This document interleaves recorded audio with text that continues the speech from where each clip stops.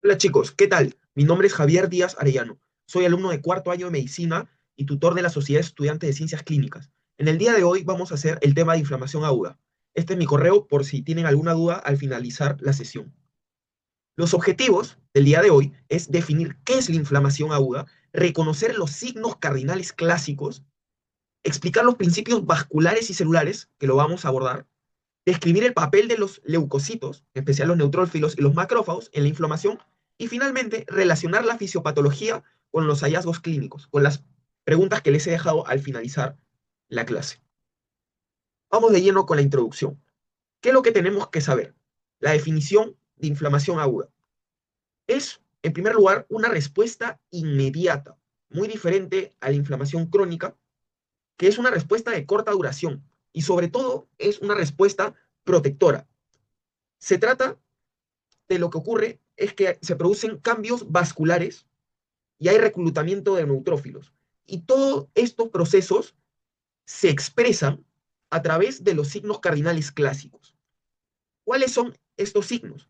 Son el dolor, el aumento de la temperatura, el enrojecimiento o rubor, el aumento del volumen y la pérdida de la función, como podemos observar en la imagen de acá.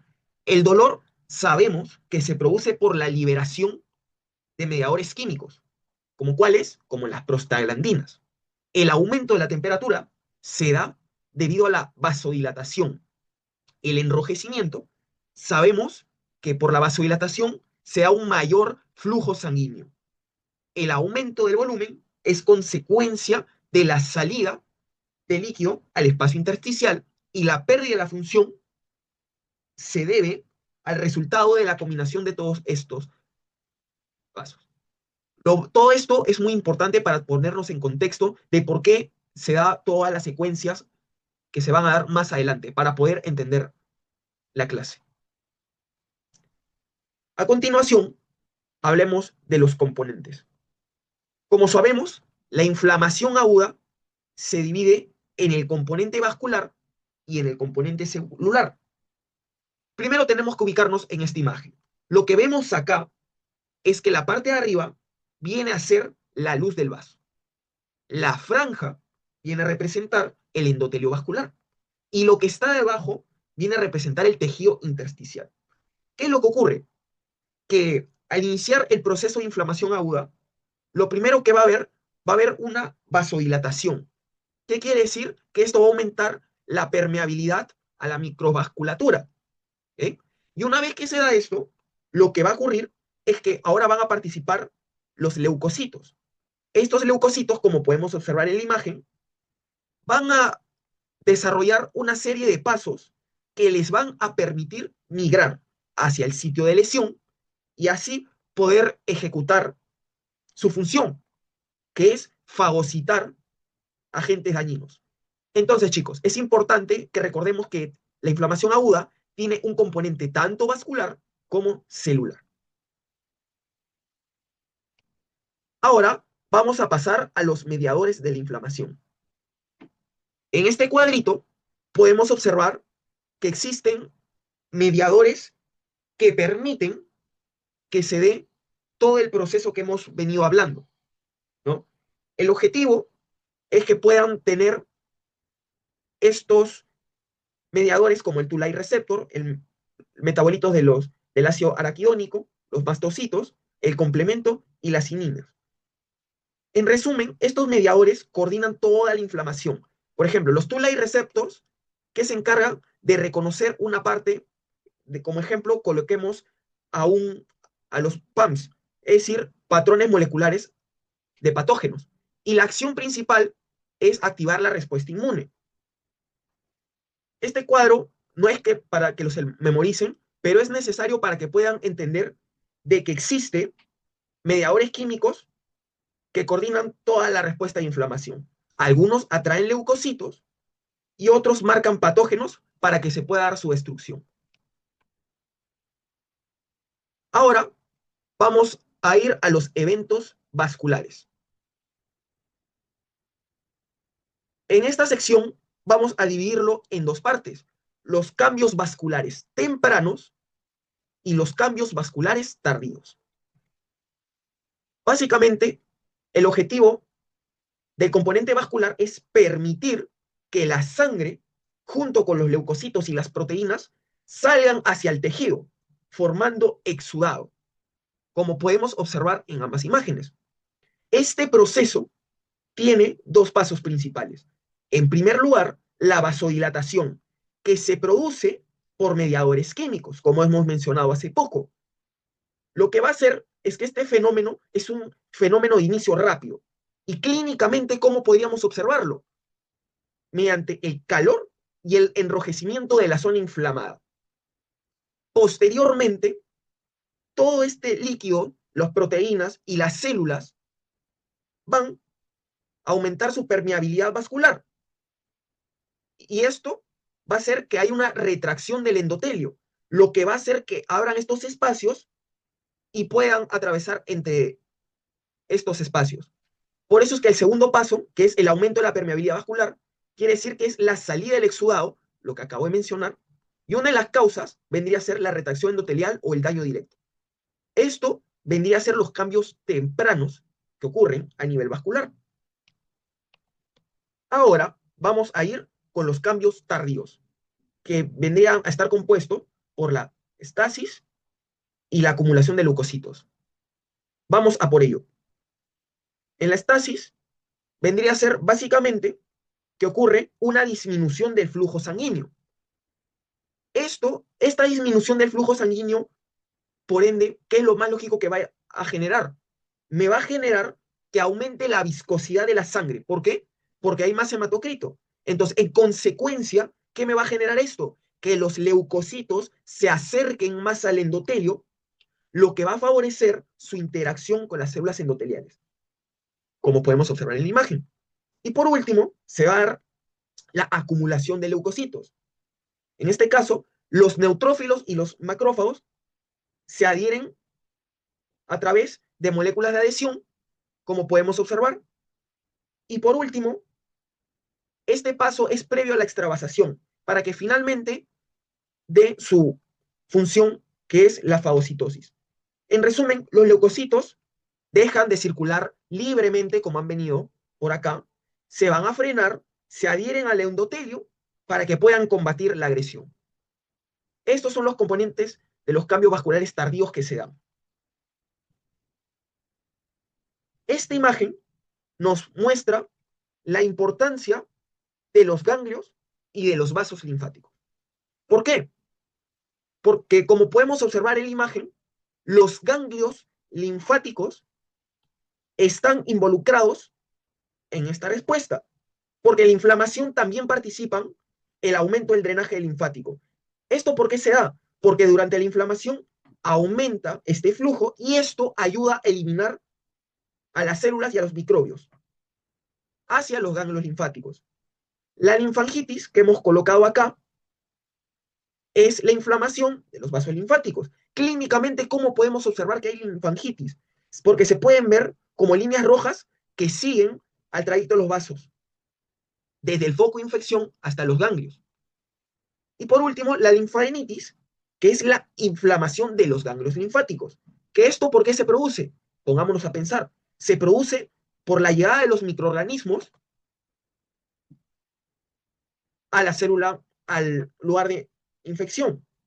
Por eso es importante, porque esta diapositiva, porque el sistema linfático funciona como un drenaje y un filtro que transporta el líquido inflamatorio y activa la respuesta inmune en los ganglios. Es muy importante esta diapositiva por eso. Ahora les quiero mostrar una mnemotecnia que yo usé cuando llevé el curso. De vamos es acá Lu. Va de vasodilatación, la M de mayor permeabilidad, la es estasis, la AC de acá, de acumulación de leucocitos, y L de Lu de linfáticos. De esta manera pueden recordar de manera sencilla todos los pasos del componente vascular.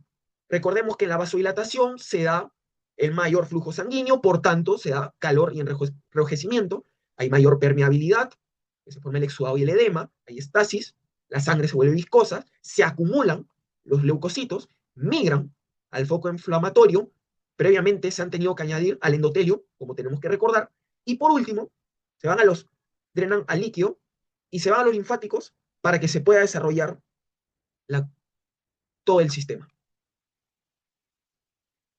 Ahora vamos a ir al componente celular. Previamente se ha hablado de que ha habido una serie de pasos que me han permitido que los leucocitos se adhieran al endotelio y se puedan dar esas respuestas. Pero en el componente celular, el objetivo de los leucocitos ahora es eliminar al patógeno. Los neutrófilos son los primeros en llegar al sitio de la lesión. Generalmente, los neutrófilos se encuentran dentro de las primeras 24 horas. Pero estos neutrófilos no solo fagocitan, además potencian la inflamación.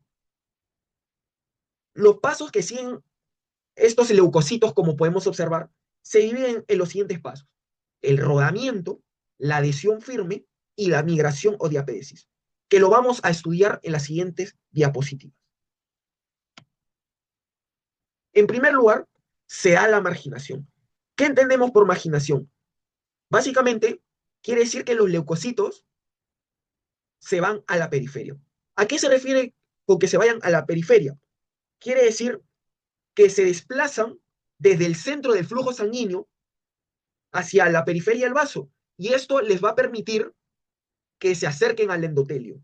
Posteriormente, se va a dar el rodamiento, porque una vez que están en la periferia, lo que va a pasar es que los leucocitos van a establecer una unión débil y transitoria en el endotelio, como podemos observar. Lo importante de acá es que es una unión débil y transitoria. Esto les permite rodar lentamente sobre la superficie vascular. Y por último, este rodamiento está mediado por unas sustancias que se llaman las selectinas, que son moléculas de adhesión. Por ejemplo, tenemos acá la P-selectina, que se expresa en el endotelio en respuesta a la histamina y la trombina. La E-selectina, que es inducida por citoquinas como el TNF-alfa y la interleucina 1, y la L-selectina, que está presente en los leucocitos. En resumen, lo que quiero que se queden de esta diapositiva es que los leucocitos se marginan primero, luego se ruedan gracias a las selectinas. Y así se preparan para adherirse firmemente al endotelio e iniciar la extravasación. En esta siguiente diapositiva vamos a explicar sobre dos pasos: la adhesión firme y la transmigración. Con respecto a la adhesión firme, podemos hablar de que después del rodamiento, los leucocitos tienen que pasar este proceso. Y este proceso ocurre gracias a integrinas que están en los leucocitos. Esta afinidad lo que me va a generar es que aumente las integrinas por el aumento de la acción de estas quimiosinas. Un ejemplo que quería mostrarles es de la molécula ITAM en el endotelio, que se une con el LFA1 en el leucocito. Lo que me va a asegurar, ¿qué es lo que me va a asegurar? Que sea una unión más fuerte y esto ya no se rompa fácilmente. El siguiente paso es la transmigración o diapédesis, que estoy seguro que lo han escuchado antes. Este paso se da básicamente en las vénulas postcapilares. A manera de resumen, lo que va a pasar es que el leucocito va a atravesar también la membrana y va a poder ingresar al tejido y así cumplir su función de defensa. Está mediado este paso por el PCAM1. Entonces, lo que tenemos que tener esto a manera de resumen es que el leucocito finalmente va a poder atravesar el endotelio y así poder llegar al sitio de inflamación. Ahora vamos a ir a la migración, quimiotaxis. Estos pasos son muy importantes debido a que tenemos que recordar que los neutrófilos son los primeros en llegar. Lo que la imagen nos muestra es un leucocito que va a atrapar, en este caso, a una bacteria y mediante una serie de procesos va a formar su función principal, que es la de realizar fagocitosis, como podemos observar. Los leucocitos son atraídos al sitio de inflamación por medio de mediadores, como el C5A y el LTB4 y algunas quimiosinas. Esto va a hacer que los neutrófilos, que son los primeros en llegar, van a realizar su función de fagocitar patógenos y activar enzimas y liberar radicales libres. Los neutrófilos, a manera de resumen, actúan en la parte aguda y los macrófagos actúan más tardíamente. Acá les quiero mostrar otra mnemotecnia, chicos, que yo lo usé cuando llevé el curso. Muchas ruedas adelantan tramos quedando fuera. Siempre cuando ustedes aprendan un tema, relaciónenlo con mnemotecnias y de manera visual para que se lo acuerden. La M es de marginación, que los leucocitos se mueven a la periferia del vaso. La R de rodamiento, que es una unión débil con el endotelio mediado por selectinas. AD de adhesión firme. Tramos de transmigración. La Q y la U de quimiotaxis y la F de fagocitosis. Y esto los va a hacer recordar fácilmente los pasos de la parte celular. Ahora hablamos de fagocitosis, vamos a complementarlo en esta imagen. Nosotros en esta imagen vemos lo que vemos acá son opsoninas. Las opsoninas, ¿cuál es la función? Que van a facilitar el reconocimiento. Algunos ejemplos son la IgG, el C3b del complemento, como han visto en el curso de inmunología, y las colectinas. Tenemos que recordar que los leucocitos tienen receptores específicos para poder reconocer estas opsoninas.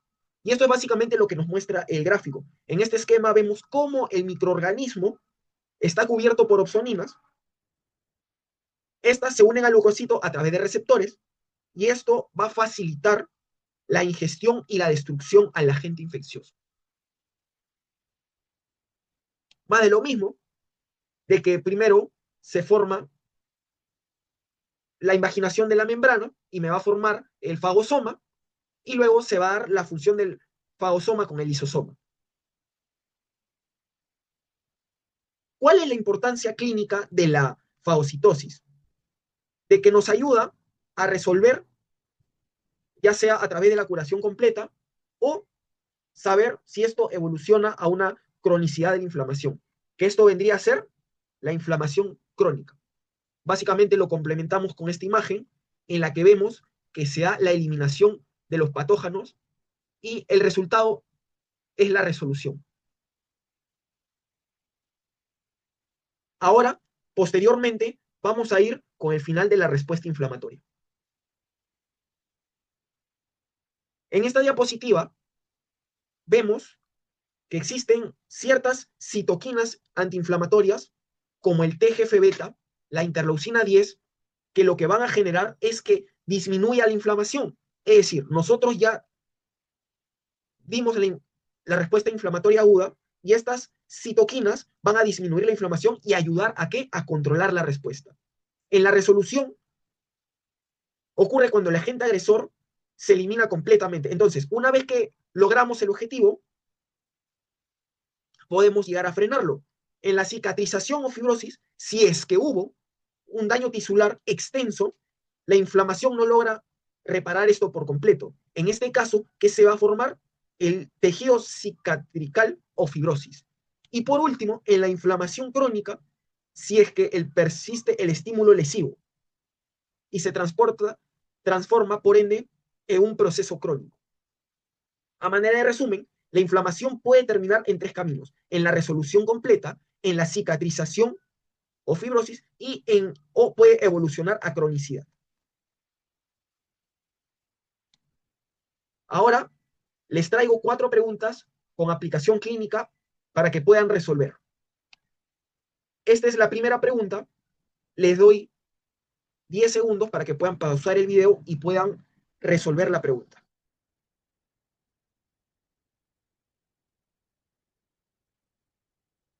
Muy bien.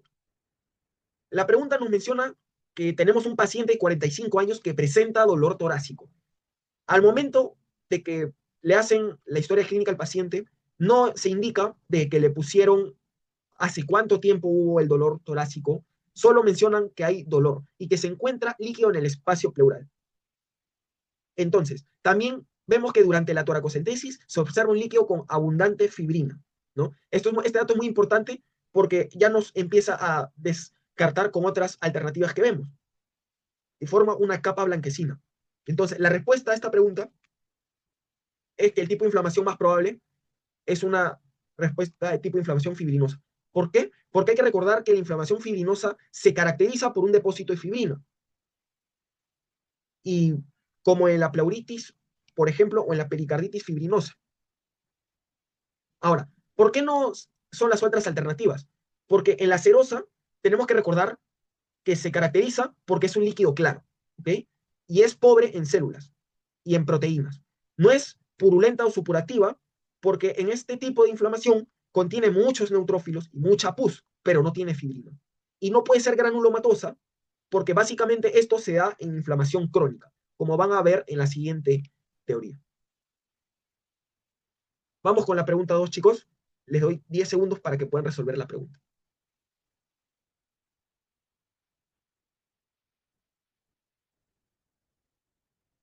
Ok, nos menciona que tenemos un paciente con neumonía aguda y este paciente desarrolla fiebre 39 grados. Se sabe que la fiebre es producida por mediadores que actúan en el hipotálamo, aumentando la síntesis de prostaglandinas. ¿Cuáles son los principales mediadores responsables? Para esto, tenemos que recordar que la fiebre en la inflamación es causada principalmente por dos mediadores, por la interleucina 1 y por la TNF-alfa, que actúan básicamente como pirógenos endógenos.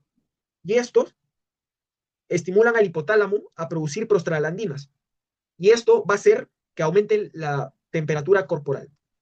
Por eso es que si el paciente tiene fiebre de 39 grados, probablemente los mediadores que hayan causado este aumento de temperatura sea la interleucina 1 y el TNF-alfa. Se complementa la explicación con la imagen observada. Ahora, ¿por qué no puede ser interleucina 8 e histamina? Porque tenemos que recordar que la interleucina 8 es quimioatrayente y la histamina produce vasodilatación, no fiebre. ¿Por qué no es bradiquina ni serotonina? Porque tenemos que recordar que son responsables de qué? Del dolor y la vasodilatación, no de la fiebre.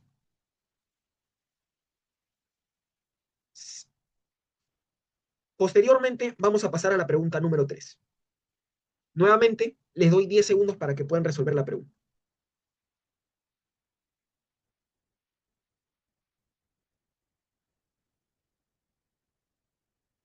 Ok, nos ponen el caso de que en una herida cutánea por traumatismo, la biopsia a las 12 horas muestra abundantes neutrófilos en el sitio de lesión.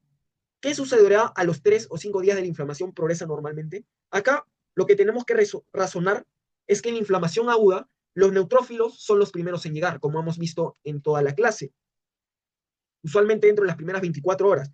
Pero recordemos que si la inflamación continúa,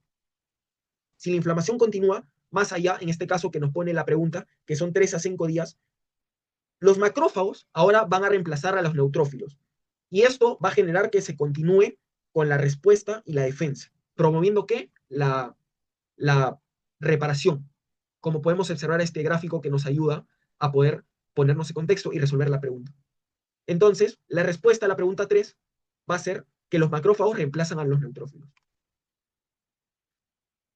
¿Por qué no puede ser los neutrófilos? Porque no predominan a los 3 a 5 días. ¿Por qué no puede ser linfocitos T? Porque ya es una respuesta de inflamación tipo crónica. Y no pueden ser fibroblastos porque la reparación cicatrical no se da en la fase inicial, como vemos. Y por último, vamos a la pregunta 4. Le doy 10 segundos para que puedan resolver.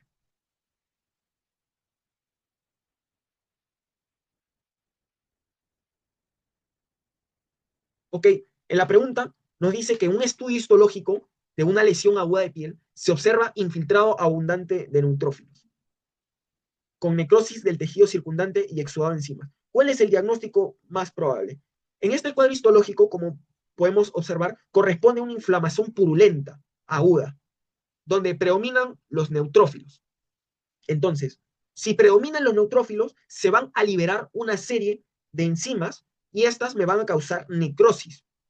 Entonces, si es que se da este proceso, el diagnóstico más probable va a ser una inflamación purulenta aguda. ¿Por qué? Porque esta se relaciona con necrosis tisular y exudado rico en enzimas. Y esto corresponde exactamente al caso que nos ha mostrado.